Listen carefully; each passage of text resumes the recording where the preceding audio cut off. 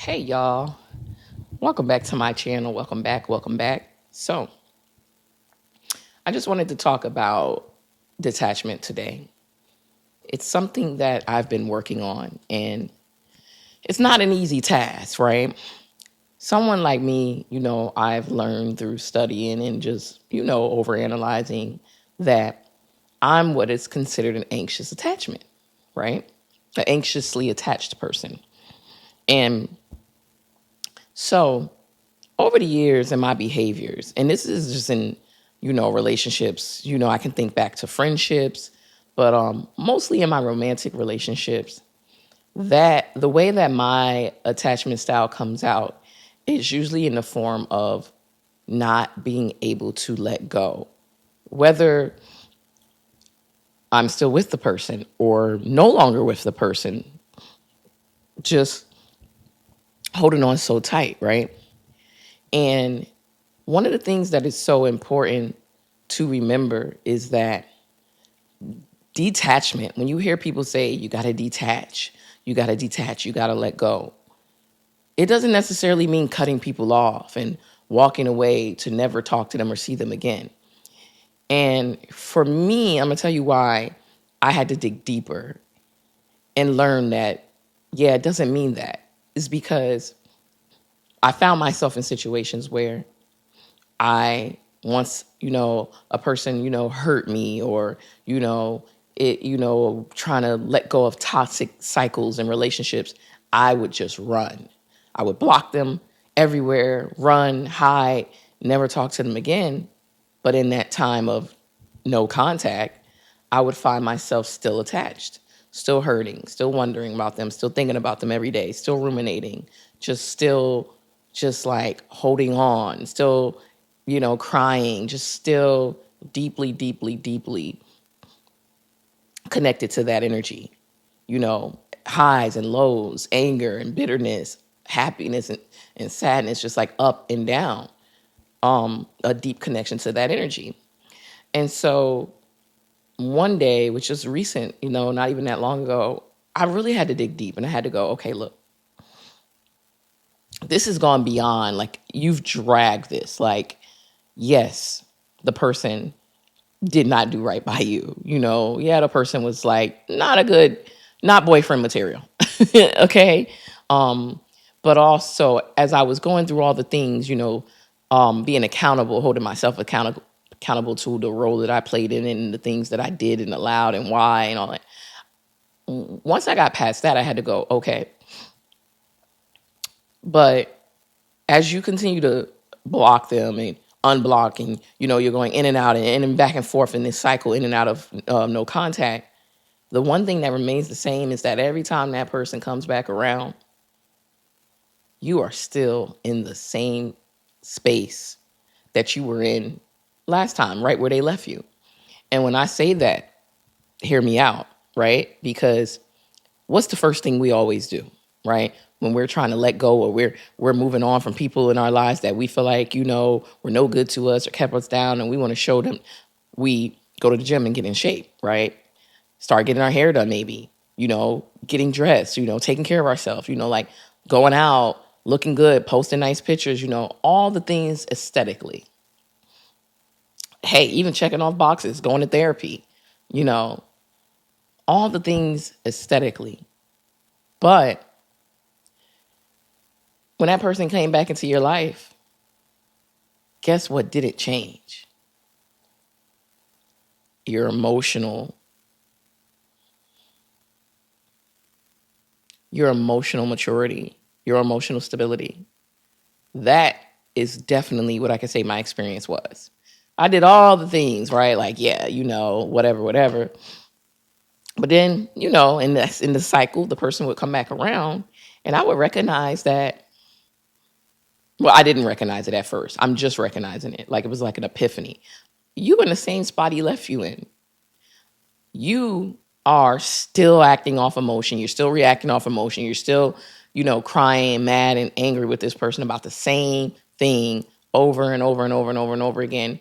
And it got to the point, and you're reacting the same way every time, where it's to the point where you're predictable. It's going to be the same thing. The person comes back around, you you point the finger and be mad and be angry and this and that and that. And then, um, they do something that may hurt you again. And then you react the same way. And then you curse them out and you cry and you scream and you kick them out and you block them and you run away and you hide again. You retreat again. And then you go back into your life after you come out of the few days of like depression about it. And you go back into your life and you're back in the gym and you're back, trying to hang out with your friends and you're back, whatever, going to therapy and whatever, right?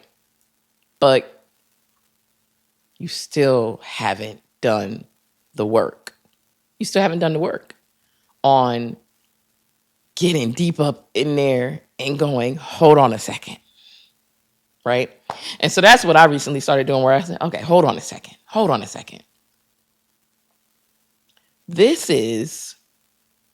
Nothing has changed. And I just started, like doing my due diligence to go, okay, whether I'm in communication with this person or not, because I do understand that there's a cycle between myself and this person, right? And this energy is just like whatever, right? How do I control this? Because I could keep doing the same thing, just blocking, running, hiding, and then feeling so crappy about it the whole time and just feeling drawn to the person and, just, like never getting better in that time of no contact. Or I can just go, whether we're in communication or not, I have work to do on myself. And so, anyway, I say it all that to say, in this process, I have learned a couple things that I want to share with you that I hope can help you. Detaching energetically and emotionally has nothing to do with physical behaviors. You can keep cutting the person off, blocking them, running, hiding, but that won't change anything energetically and emotionally. It can help if you are actually going to do the work that needs to be done after that, right? It can help sometimes to not be in communication with that person. But outside of that, it's not going to impact anything. What I recommend you start doing first is really take a step back. And it's just for people who are there, who are like, I am sick of this cycle and I want it to break. Because another thing is, this is not going to help you with just one individual or one individual thing. This will help you with all things in life. Acknowledge where you are. Really start thinking about your behaviors and how you act when certain things happen or are done to you or said to you. Are you reacting emotionally every time? And start practicing not reacting emotionally, right? Start practicing having self-discipline. Maybe if you're in communication with that person and typically in a typical scenario where you might send them this long essay and paragraph about how they made you feel and what they've done and blah, blah, blah. And you done sent that same paragraph in so many different words and ways, so many different times that where this is going. The person doesn't care. They're probably not even going to read it anymore. Then you instead of doing that, you say to yourself, this is an opportunity to take a different approach. This is an opportunity for me to practice my self-discipline. This is an opportunity. And again, remember, you're doing this for you. You're not doing it to one up the person, to be petty, to be tit for tat, or to make them try to pull them back in and make them feel drawn to you, or make them wonder why you're not reacting the way you would usually react. You're doing this for you to shift something in your brain, to make your brain and your nervous system and everything start to see that you want to go a different way, right? So maybe just say something like, I hear you. Okay, I understand. All right, got it. Or if it's something where they're trying to get a rise out of you and it's something that you would typically react to, you just don't respond at all. Don't allow people to draw you into their BS. Don't allow people to draw you into their drama. Because also, let's be fair here, right? If you always do the same thing and you become predictable, people are going to handle you that way. If they know, if I do this, then I'll get him or her to do that. If all I got to do is this, and then they'll do that. And oh, if I say this, like they learn you and you learn your triggers, and they learn how to get under your skin based off of how you've continuously, reacted in the past. So when you start making this shift, it'll be fun for you because you'll know, like, oh, I know why they're saying that. I know why they're doing that, but it's not going to get me. And you're just going to go a different route every time. And the more you do that, it empowers you. It makes you feel good. It's exciting a little bit, but most importantly, you're telling yourself, your brain, your nervous system, you're telling yourself that I'm choosing a different approach. So that's number one. So I think what's really important is just like, we got to learn and start being good with ourselves. Like just really, truly locking in with ourselves. Like once you figure out that you want to be different, you want to operate different, you want to have a different approach and be handled differently in the process as well, you make that decision, you're just going to do it. In all things, there's nothing else left to do besides do it. We can read every book, we could watch every YouTube video, we could watch all the TikToks, we could just do all the things we want to do. But the reality will still remain that if you don't just do it, apply what you've learned, nothing will change. So I'm sure if you're watching this video, you probably seen all the videos, all the different gurus and life coaches and people who've been through this. And you probably even, went through therapy or paid $100 for a call with this person or a life coach. You can keep doing that. But all that is just a matter of knowing better and doing better. We know better about a lot of things, but at what point do you decide, okay, I'm going to actually do better? I'm actually going to do the things that I've learned. For me, it's just become a point where I'm just like, all right, I done tried it this way 100 times. I keep doing it. I'm not getting anywhere. Let's just apply this. Let's just try this. So, locking in with yourself, focusing on yourself, finding things to do that keep you occupied, in those moments where you might feel impulsive and you may feel like a tug at you to go like reach out or send that text or pour out your emotions or whatever it may be, whatever it is that you need to be like disciplining yourself from. Call a friend instead. Go out for a walk. Walks have been my jam, okay? When I tell you, sometimes I'm walking multiple times a day. Like if it's a day where I'm not working and I just have a lot of free time to myself, sometimes I wind up walking like 2-3 times a day because it is helping me distract myself in a healthy way when I'm just feeling like, because also you got to understand when your mind and your nervous system is so used to you always reacting and handling things a certain way, when you're sitting in that idle time, your mind gonna play some tricks on you. You're gonna be tested. You're gonna be tested to say, okay, what's Lena gonna do this time? Is she gonna sit here? Can we sit here and get her to ruminate? She's bored. She doesn't have anything going on. Let's get her to ruminate. Let's get her to think about, the things that hurt her and bother her and, get her into a sunken place where she starts to feel sad and down about herself. Or do you take control and when those feelings and things start to arise where it would typically make you feel sad, and we know misery loves company, so the next thing you know, you're reaching out to that person because you want to tell them about themselves and how they made you feel, and you want to ruin their day too. Instead, just get up and get moving. Go outside for a walk. Get up and get out of that space, go for a drive. Listen, like do something different, but don't do that, And so, I mean, there's a lot more to say about this, and I think that I will unpack this more and have a lot more conversations around, letting go and detaching emotionally, energetically as I continue to practice this and as I continue to go on my journey and continue to have success. But I do believe that this will lead us to not only obviously a much healthier lifestyle and to make healthier choices, but it'll lead us directly to the things that we actually truly genuinely want out of life. Because there's something I've been saying to myself lately. I only want what wants me. I don't want anything that doesn't want me. I don't want anyone that doesn't want me. I only want what wants me. But also, what I don't want doesn't want me either. So it's like, no, that saying I only want what wants me doesn't mean that I just take what wants me, but I might not want it. No. I only want what wants me, and what I don't want does not want me either. So I don't know. Hopefully I wasn't like too deep or doesn't go over your head. I feel like it's like, if you know type of thing.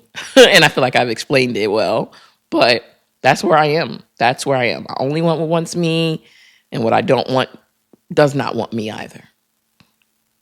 So yeah.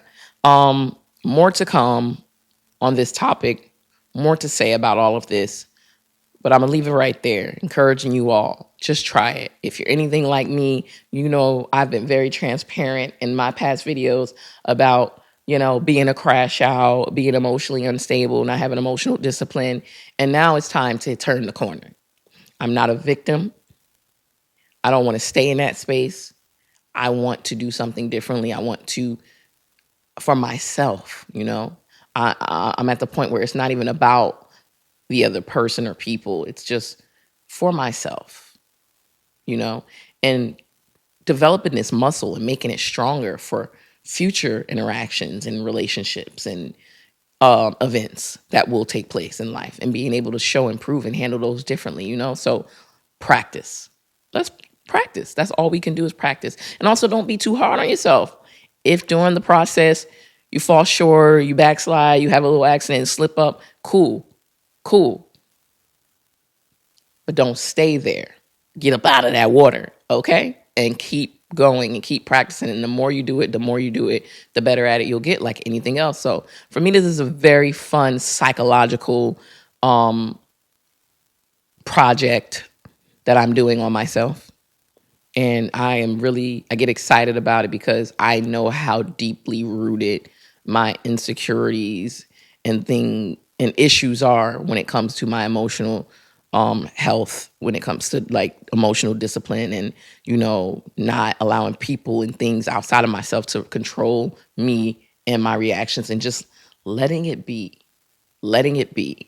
not being scared. Like a lot of people are scared to attempt this practice on the people they should be practicing it on, because you are still so deeply attached and holding on for life that you feel like, oh, if I don't react, or if I start responding in non-reactive ways, they'll think I don't care, and then they'll pull away, and then they'll leave me in it, and that all goes back to the cycle of fear, and that's how you keep yourself in it. Trust me, I know I've been there.